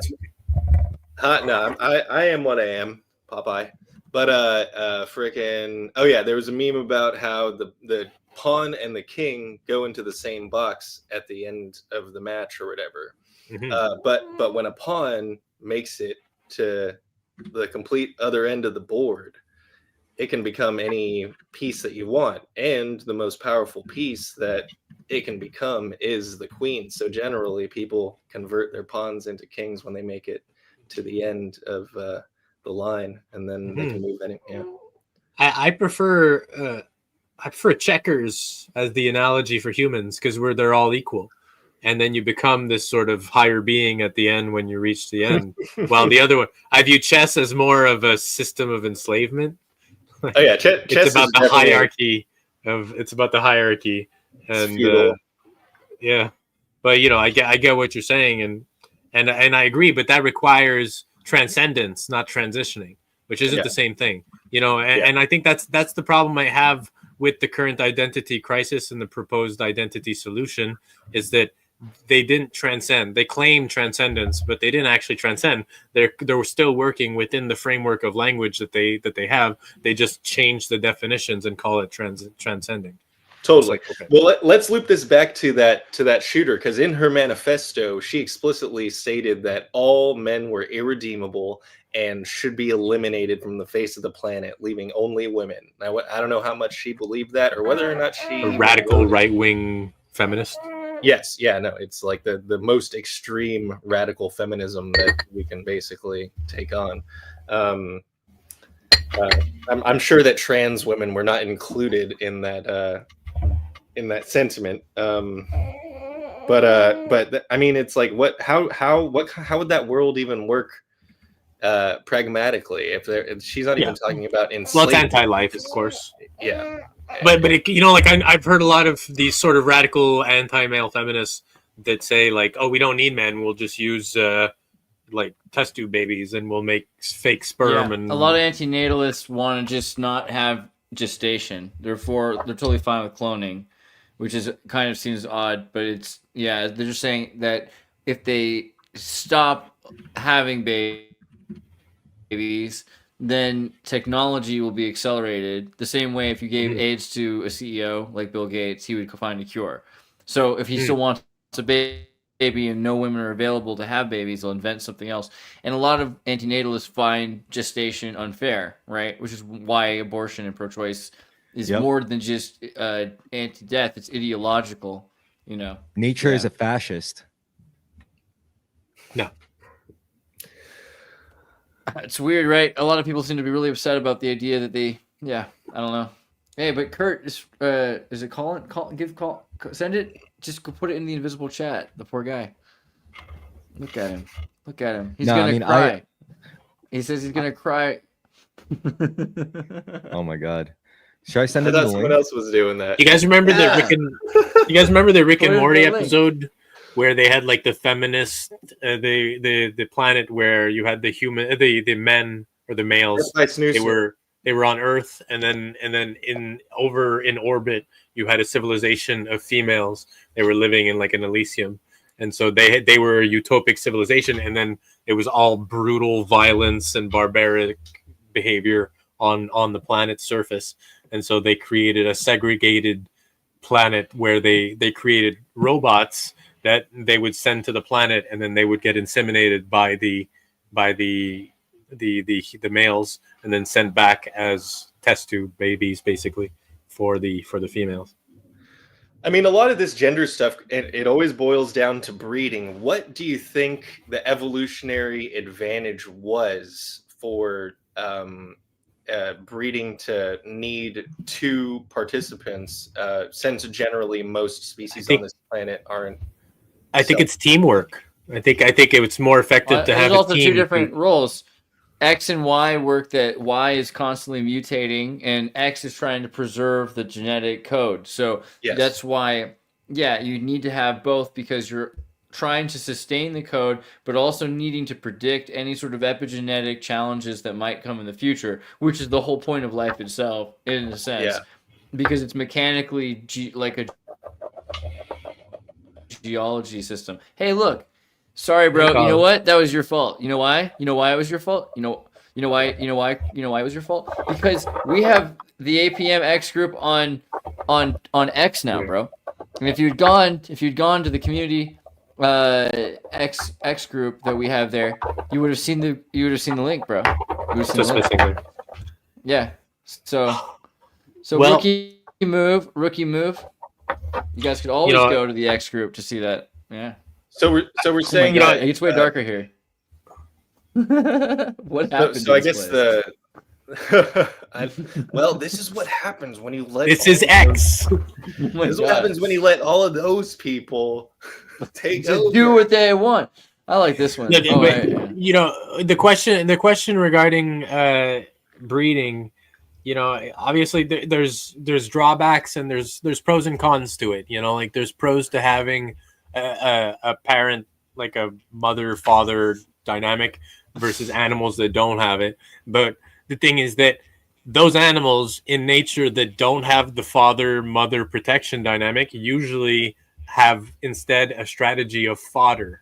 So they'll have hundreds of eggs, thousands of eggs, whatever it may be, and then most of them will just be eaten, most of them will just die. While humans, we gestate internally. The eggs are limited to what we have in here, and so we need time to grow. We need time to actually, we have to protect the mother while she's pregnant, or else she'll just get eaten or whatever. So let's dive into that a little bit deeper, because if you start to look at various species, more of the intelligent species tend to have a matriarchal structure in their communities. You know, whether it be like orcas, or I mean, you could argue that hyenas have been pushed because of resource management to have to think harder than, say, a lion in order to get their food. You know, hyenas are even the females are they're bigger than the males, and they kind of like run the squad. So how does that sort of play into the if the thing is, the male aspect is generally the protector, but also introduces the sort of genetic adaptability. The thing is, I think that there's a difference between humans and animals, in the sense that humans don't just change. Like, we can change our hormone level like that. Like, we inject stuff and that's it. While animals they have to be tempered over generations through evolutions to actually make the transition into a matriarchal society, if they detransition from patriarchal, you know? And so here, what we have in our civilization is a patriarchal society globally. Most of the successful humans have been patriarchal. The ones that were matriarchal just got killed by the patriarchal ones. That's by a certain metric, yes. Now we have it globally, and if we have matriarchal societies that emerge, and then there's still other patriarchal societies around them, they have to be able to defend themselves against the patriarchal societies, because the patriarchal societies won't care about the softness. They won't care about the peelings. They won't care about the gentleness. They will go there and just take all your resources and take everything you have, which has happened time and time and time again. Couldn't the queen bee just delegate the protection duties to certain people, like because they can mentally organize what everyone's roles depends. are. The thing is that a warrior has to think like a warrior, and if you have a non-warrior who's a president, they won't think like a warrior. So you'll be delegating it to probably a patriarch somewhere down the line, and then the army becomes patriarchal. And well, part of being patriarchal, and like so one of the core characteristics of being a warrior is taking direction from someone else. I agree, but you don't take direction for people who don't know how to wage war, who don't know how to fight, who refuse to fight, who want everyone to just get along, and if people don't listen.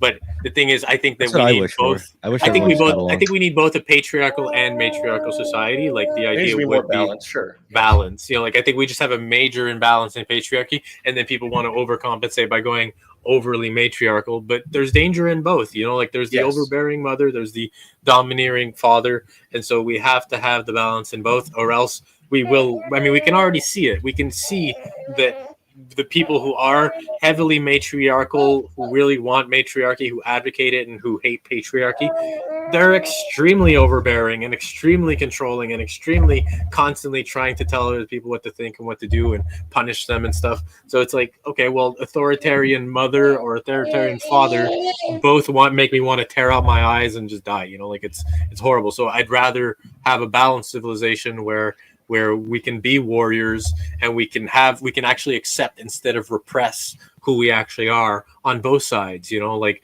it's okay to have a feminine side, it's okay to have a masculine side, and it's okay to go hard in both. And I think that people go too hard in one and neglect the other, like too masculine or too feminine, and it goes too far. Like I'm an artist, I've had long hair most of my life, and like I have some feminine traits that never bothered me, but I'm far too biologically male to deny it. Like there's no reason to only favor my feminine side or only I could probably become a lady boy if I really wanted to. Wait, you're not? Like if I moved to Thailand, I could probably pull it off. Maybe get a little. Nah, you have the cheekbones though. You have the Chad cheekbones. I also know some lesbians But I also know some lesbians that look and grew up with some lesbians that look a lot like you, Vincent. So you gotta understand the world is. I agree.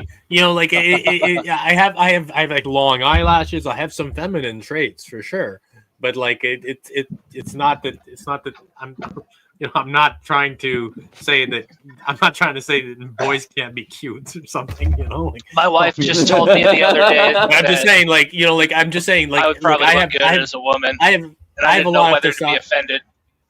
I have a lot of testosterone, and the best thing I can do with it, instead of being like, oh, it's uncomfortable or it's not fun to have like some male things, well, I'm just going to lean into them and be like, yeah, I'm just going to train, and I'm just going to see what my body can really do and how far I can really push it. My ancestors were warriors. Why not be a warrior at least in function? What if you're in prison and your only choices are to either be a girl or to be stabbed? Well, that's survival then. And you're gonna get butt fucked, and but the thing is, it's still pretending. You're being inauthentic to survive. I mean, I would. But hey, check this out. How badly would it hurt to get stabbed? Like I wonder. I don't know, a knife or a penis. I mean, pick one. A prison. Yeah, exactly. You stab them and then you put the penis. That's a thing they do. It's pretty messed up, man. Yeah. Wound fucking knife. Yeah. Oh my gosh.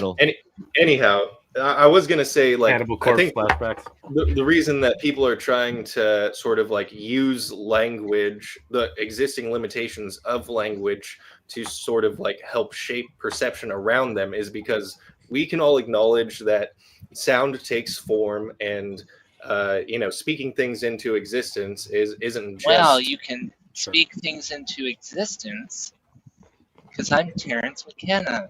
No, but if you can get enough people on board. I agree. The thing is that sometimes people say stupid shit, and sometimes the shit is too stupid, and they have to think about it more and work on it, and that requires accepting criticism for your stupid ideas. Some ideas shit comes to life all the time. I agree, and then we go, that's stupid shit, and we should stop. So, like we call out stupid shit, and it's not to say that the entire concept is stupid. It's not to say that the deconstruction of gender and all this stuff is stupid. It's that they're doing it stupidly. The idea is good. We need to rethink some things. We need to readjust, but like it doesn't mean everyone can just be anything anytime, and biology doesn't matter and physical reality doesn't matter anymore. Yeah, no, it's too much. We're just dipping our toe in. People are diving in and telling everyone that's dry, that like they're evil or something. I was just thinking about the other day is that how that they when you have a child, they do like you go to the doctor and you go and figure out like what the gender is. So I was like kind of tripped out because I was like, what the fuck? Why are the doctors trying to tell me what the gender is? I thought that gender was different than sex. And that confused me a little bit. Just throwing that out there. Well, it depends on the doctor. Some of them will use the old language. Some of them will use the new language. And, it very much is an attempt to readjust. They're not trying to tell me the sex of my baby. They're trying to tell me the gender of my baby. And then you have gender reveals. So, well, like, they could I don't know. just say, like, confused. They could just say it's got a dick, like your baby's got a penis. Go for it. I would prefer that almost. That would be hilarious. That's what they do with the ultrasound. It appears that your baby does have a penis, and that's all they tell you. By the way, Colin, Mazel Tov on the new baby on. No.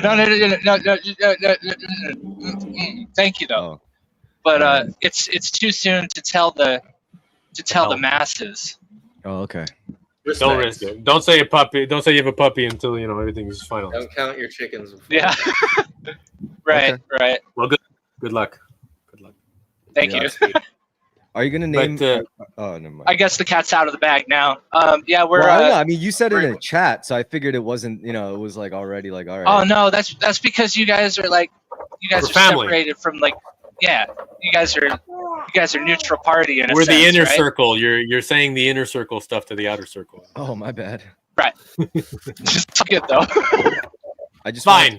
Cat's out of the bag. Yeah, so yeah, I just found out that we're having our second child. If everything goes right, we're gonna be having our second child. Just found out a week ago. Are you naming it Atri? That's one of the ones on the table. If it's a boy. We already think we know if it's going to be a girl that their name will be Violet. Atria. So cool. I just watched the movie Ultraviolet.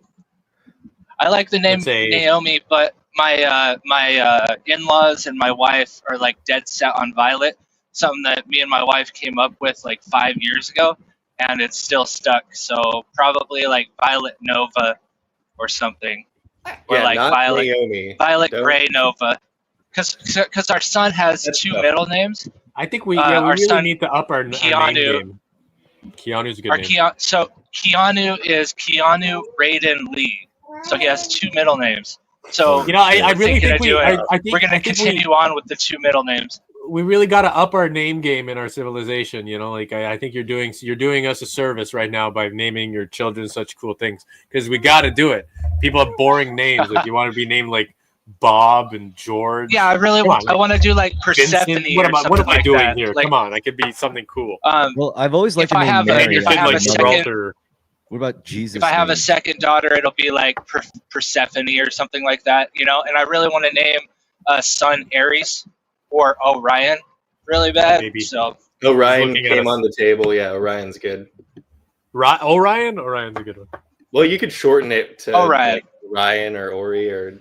Man, yeah, if he gets made fun of, you can just call him Ryan. You know what I mean? You know that when like Asians name their kids, they have to give them like an American name. Well, if they're Asian American, then they have to give them an Asian name. And then if they're like Korean or Japanese, they also have to have like a Chinese version of their name because that's the proper fucking thing. So Jackie Chan is not called Jackie Chan in China, Shocker to most people, but. Hello, my name is Robert at Citibank. Also, yeah, the Hispanic name.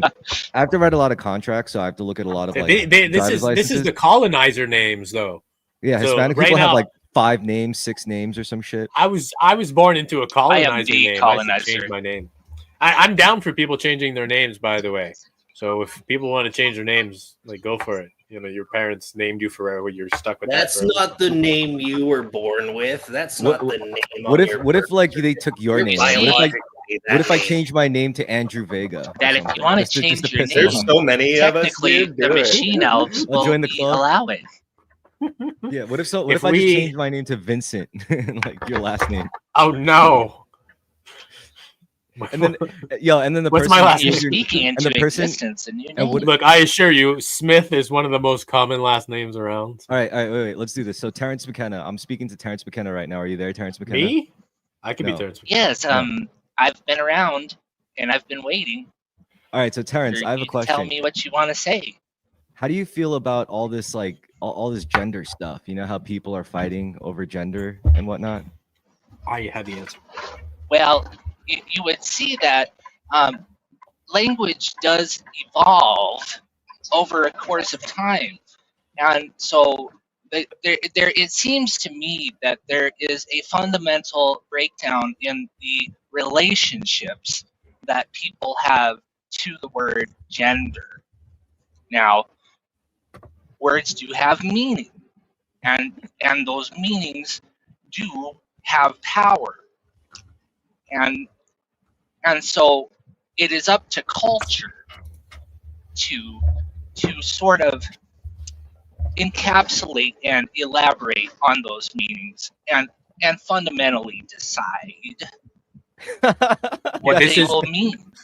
I believe this is a false Terrence McKenna because he would never say like culture is the solution. Culture is not your friend. Culture is not your You got friend. your hands on the wheel now. But I gotta say, Terrence McKenna, his ideas of gender, he did believe, like he kind of half-heartedly stated it, but he was like, I think I might be a lesbian trapped in a man's body. This is something he said at some point. Because look at him. I'm like, yeah, maybe look at him, you know. But I'm like, you know, like he also claimed that he didn't have really beliefs, and he had notions, like he entertained ideas more so he wouldn't actually believe himself to be a lesbian no more than he would believe himself to be limited by the confines of his name, Terrence McKenna, or something like that. So the idea of gender is part of a boundary structure that he had transcended long ago, and he just viewed it as part of the functions of society and civilization. And now he's like a disembodied voice that like chosen ones listen to on long drives, along with like Alan. He's Watts. immortalized. He's immortalized. But you know, but he did have some strong opposition to patriarchy and the overbearingness of like the dominator culture and all these things that are associated to over patriarchal societies. So he wanted an archaic return, and so that did mean female worship, because back in the day, women were the most important thing on Earth, because if you didn't have them, your species was dead, and that was it. So they would treat them like goddesses. They would protect them. They would literally do everything for them. So I want to touch back to this relates heavily to what we're talking about, and also Vincent, your background. We were talking about the reason why species produce with two parents and stuff, and how if you reproduce asexually, you aren't really like adapting that much to new stuff as much as you are just sort of preserving the consciousness and the being of old things. And how when we consume certain mushrooms which reproduce asexually, we're tapping into that ancientness, and it is sort of adapting through us, you know. So that's a really interesting way to think about things when you consider that we're adapting at a biological level, and it's adapting in a metaphysical way. Like its consciousness is adapting through consumption. It's not sexual, but it is like a interpenetration of something. We eat and we are eaten. It's just like the sea creatures. Yeah, they eat and they are eaten. Yeah, consume. That is nature. The universe is hostile, so impersonal. Well, It's I a don't mother know. shaped like It doesn't have. You don't have to view it as hostile. You could view it as like harmonious. You know. Sure, but if you go live in the forest, you better watch out for those big bears and the tigers and lions. Oh my, no matter what, nature is not friendly. Let's say it can be useful and you can work in sync with it and in harmony with it, but it's still a place that'll kill you if you're not careful. Yeah, I mean, I look at like a spectrum, right, between chaos and order. And human society is clearly defined by order, whereas like the spirit realm is clearly defined by like chaos, and all like whatever intuitive notions rise up at the moment. Whereas the in between, I think the border is nature, because nature is like equal parts chaos and order, if you think about it. What do you think about in AI, like in the book Dune, and I'll show the movies Dune? Like a big part of the premise is they've outlawed AI, like artificial intelligence has been banned. Do you think there's a reason why a society would do that? Probably took over a planet, or like a company just had like 100% market share on something they shouldn't. There's a story in Battle Angel. Gun, where there's a planet where scientists developed a nanomachine technology, and then it started basically reproducing asexually, and so it covered the entire planet with just nanomachines, and it became a sea, like a primordial soup of nanomachines, and then it started becoming an environment of novelty and chaos that started producing basically AI generated. Did someone machine say creatures. novelty? Novelty, yes, the Time Wave Zero novelty engine, yes. The transcendent being at the center of the universe. That is no, it's that's the an interesting trope, though. Outlawing transcendental AI. object at the end of space-time. Yeah, like I think it's because in Star Wars they're like slaves. In Star Wars, AI has been enslaved, and in essentially, and in Dune, you just outlaw it completely from existing, which I think also translates into most of like Star Trek, and most of those worlds are going down that path, right?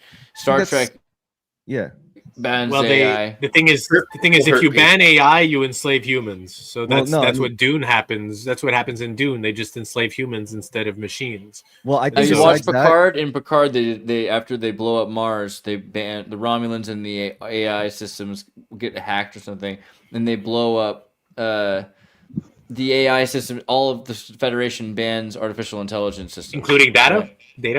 Well, you haven't watched Picard? No, I haven't watched Picard, sadly. Do you really want? You want me to tell you? I shouldn't tell you. Go for it. Look, I don't mind. But if you don't want to spoil it, spoil it. But the real problem with like AI in any plot, it's because it's in itself a singularity, and you're basically trying to write out a singularity, which is impossible. So the likeliest thing you do is just get rid of it altogether. It's like, oh, they're banned because they tried to kill us all. Like it might have been the easiest thing to do for the story. Convenient they did it in Cyberpunk 2077. If they didn't do that, like a lot of the story parts just would fall apart. Well, wouldn't there be an AI to regulate this? Like, we're running simulations. The thing is, we're running simulations through these stories. So Dune is running it's not just a movie thing. It's but that's it. We're running sims, so it's like, okay, Dune is a possible future if we ban AI and we start colonizing and terraforming and all these things. Okay, well, iRobot is another hypothetical future if we do allow AI and we do allow these things. So we're testing all these things through theory, basically, with storytelling. It has been said that artificial intelligence of some sort did kill off the precursor race millions and millions of years ago. Some people say it. Might be a meteor, might be nukes, might be a lot. It might be biowarfare. In the story of Atlantis. Well, The Matrix is actually it's a historical movie. So they had to nuke. They did the nuclear winter so that the AI would all the machines would die essentially. Oh well, it wasn't a nuclear winter. They pumped the sky full of these dense clouds that were permanent. I'm saying like our ice age is a. You're out here calling. Okay. In the history of man, that was why they did the ice age. It was to kill. It was to stop the AI from getting sun. But in the movie, in the Matrix movie, the original was to make a a neural network using human brains. They were trying to run the Matrix using human brains. Yeah, but people and are then too stupid. they changed it to batteries because batteries made more sense for people. They felt that people wouldn't be able to understand how AI would be using the computational power of brains to actually run the simulation that we're a part of. And so that would actually link back to reality is made by perception, reality is made by our own minds. And that makes more sense than batteries, personally, because they could just go above the clouds if they wanted to. You know, like it's bullshit, the black cloud thing. The AI could just, the robots in the Matrix could just develop like a fucking, they just go out, just go in orbit. Your fucking machines don't need to stay on Earth. Yeah. It was 1999. It was easier for them to turn you into this. It's convenient, right? That's fine. Yes, sir. Fucking Matrix. So we're at the 2-hour mark, I think. Are we? Yeah, Andreas is muted though. We started late. I'm gonna go smoke. Yeah, do you want to give a last word before anything that you want to say? Talk about gratefulness. Sure. Oh, look at that baby for a second. I think everyone deserves to see a cute baby. The future. Hi, baby. Aww. What a cute baby. Really cute baby. You got some good genes, bro. It's adorable. The future is now in your arms. She's super active, way more active than her sister was at this age, and make her become make her an Olympic lifter and politician. Yeah, so she's always doing sit-ups and stuff. So it's who knows? Strong core. Yeah, gonna lean into the athletic stuff. It's a good outlet. Chris, what about Martial you? Arts, right? Some final thoughts. As always, I just want to say thanks to the folks watching for watching. It's really cool. Yeah. Thanks for hanging out. Thanks for being here with us. Yeah, for sure. Anyone else? Anyone else got closing statements? Well, thanks for listening, of course, and I love you all. And it was nice seeing Colin and Andreas. I hope you get unbanned. And this. It's been a rough year. It's been a rough few years, but things are changing, and it's times of novelty that are very, very. They have a lot of potential good coming. So, of all the potential bad, there's also a lot of potential good. So let's focus on that and work towards that, and try to dissolve the stupid boundaries between us instead of just with the identity crisis stuff. Like, we all matter. We all matter. There's philosophy names.